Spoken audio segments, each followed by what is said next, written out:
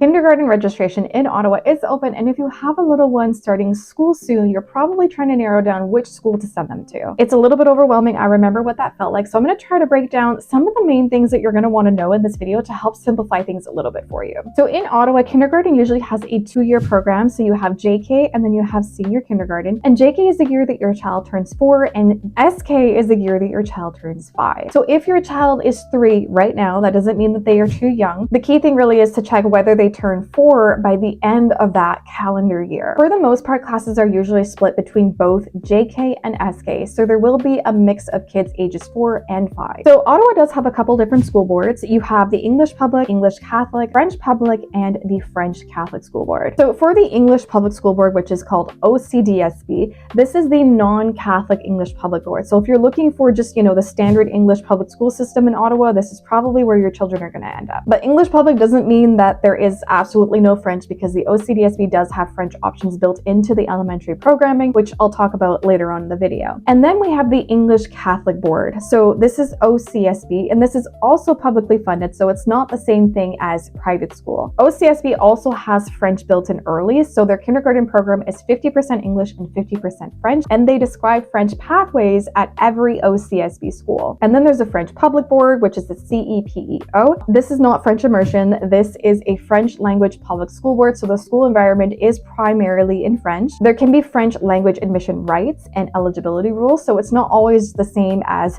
just choosing an English public school with French immersion. And then we have the French Catholic Board, which is a CECCE. It's the same idea in the sense that it is a French language school board, but with the Catholic system. Important to know that the English public does not mean no French. If you're looking at OCDSB, which is the English Public Board, French is still part of the school system. So for example, in kindergarten, it starts with a 2-year bilingual kindergarten program. Children are getting both English and French early on. And then starting in grade 1, you have a few different options when it comes to French. So first you have the English with Core French. This is the main English program. Your child is learning mostly everything in English: math, science, social studies, gyms, arts, all of that is taught in English. But the French is still included. It's basically done in blocks. So students get, maybe 4 1-hour core French blocks each week, which in my opinion, this is what I had personally grew up with in elementary for at least half of my years. And I just really didn't find it very helpful. It was not nearly enough to actually feel comfortable carrying a conversation in French. And then you have the early French immersion. So this is one of the main French immersion options. And if your child has never learned French before or has not really been exposed to it, it can feel a little bit of a bigger jump at first, but they learn and they catch on pretty quickly. For grades 1 to 6, students get 60% of their instruction in French, with the exception of, the English language and arts and math. And then when they come to grade 7 and 8, it becomes 50%. Now, something to keep in mind is that there are some changes happening. So starting in September 2026,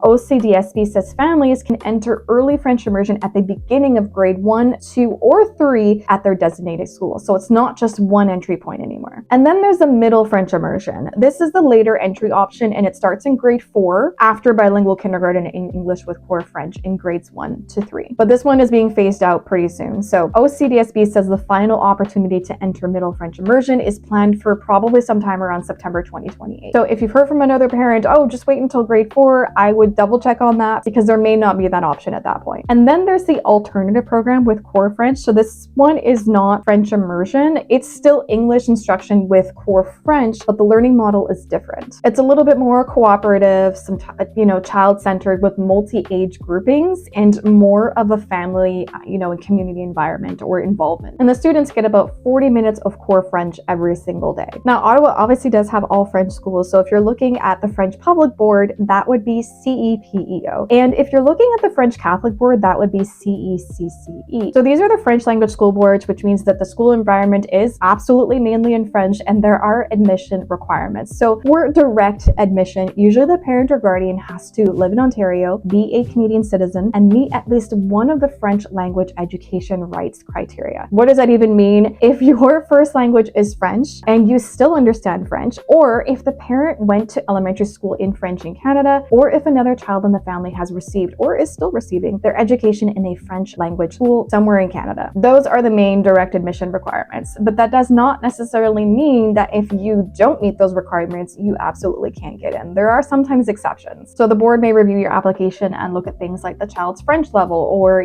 the family's connection to French, even the reason for applying. And sometimes there may be an interview even as, part of that process. So if what you really want is for your child to learn French, but you don't qualify for an all French school board, then, French immersion through an English public school board may be the option that you're actually looking for. Now, along with the admission requirements, the CEPEO still uses school boundaries. So they do have a school locator option, and I'll actually leave that in the description below for you. CEPEO is a French public board for Eastern Ontario, so including Ottawa. So just like the English public school board, you still want to check which school is connected to the address that you're looking at. The boundaries do seem to cover larger areas compared to some of the English school boards. So depending on the school and the area, you may actually have a little bit more flexibility. Another thing to really think about is that not every OCDSB school is going to have the exact same program set up. The Ontario curriculum is still the Ontario curriculum, but the program stream can vary depending on the school,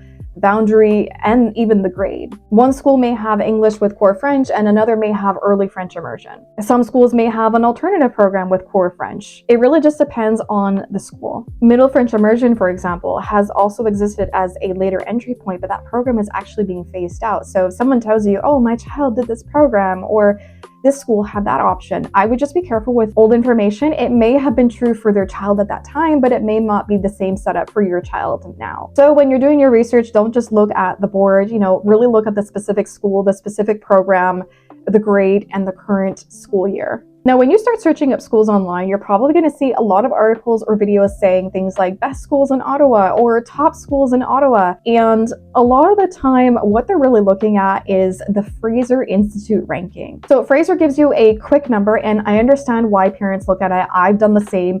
It feels simple. It feels like an easy way to compare schools when you're already trying to make sense of a lot of the information. So the Fraser Institute ranks Ontario elementary schools using academic indicators from province-wide test results. So that's mainly reading, writing, and math results from grade 3 and grade 6. So it's giving you academic information, and I do think that can definitely be helpful, but I would just be careful about treating that number like it tells you absolutely everything about the school, because let's be real, it doesn't. It can be a really great extra insight, but I personally wouldn't choose a school based on that ranking only, especially when you're talking about kindergarten, because those rankings are not based on kindergarten. They're based on test results from the older students. To be very honest, you're probably going to get a lot more practical insight by talking to parents who actually have kids at the school, looking at the school website, and just, maybe even going to information nights if they do offer them, and calling the school directly with your questions. So yes, use the Fraser rankings if you want to. I just wouldn't look at it as the whole story. Now, I know we already talked a little bit about school boundaries for the French school board, but the English public school board has boundaries as well, and those boundaries can be very specific. So if you're looking at home and thinking, okay, this school is close enough, so we're probably in that boundary, I would not assume that. There are tools online where you can type in the address and see which school boundary that property falls into, and I'll include some of those links in the description below for you, but this is something that I would be